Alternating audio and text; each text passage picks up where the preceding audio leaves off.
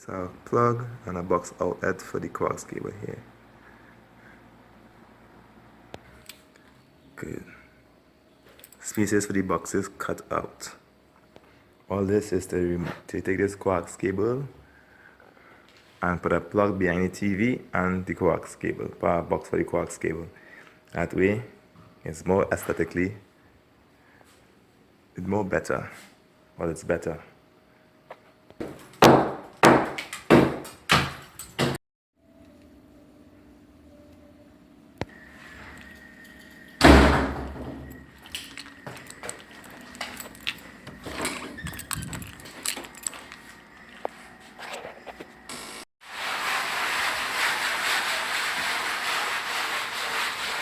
There you have it. The reason why we didn't cut on the living room side is because obviously this thing is in the way. But besides that is because this is the first line of sight for any individual coming into the house.